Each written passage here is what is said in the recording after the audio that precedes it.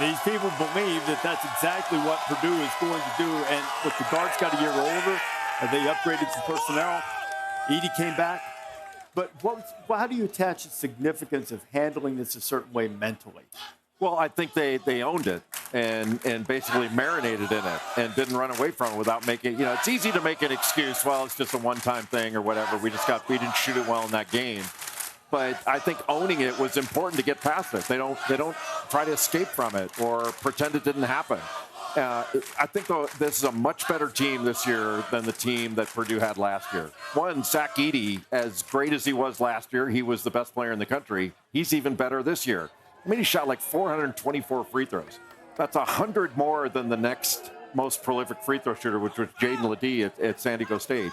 And they're shooting the ball, to Chris Button's point, they're shooting the ball so much better. Last year, I think it was Braden Smith was the only Purdue player to shoot 36% or better from three.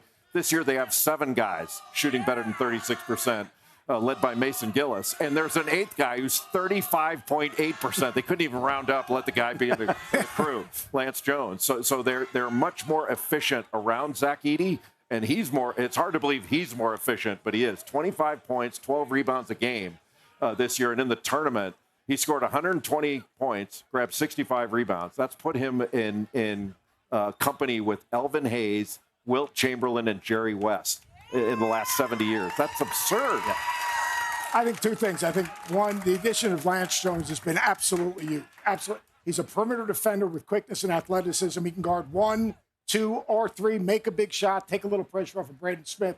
And the other thing is they're poised under pressure, and that has to do with what Matt was talking about.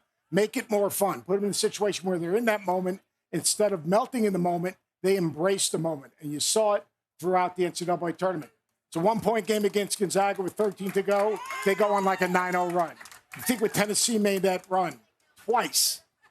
They embraced the moment. They understood this is part of the process. This is part of what it takes to get to where we want to go. And then they enjoyed it. There was no panic. They relaxed. They stayed true to their identity. And they found ways to win that game in the face of adversity. I give Matt Painter a lot of credit for, as you said, Jay, kind of owning it and then finding a solution.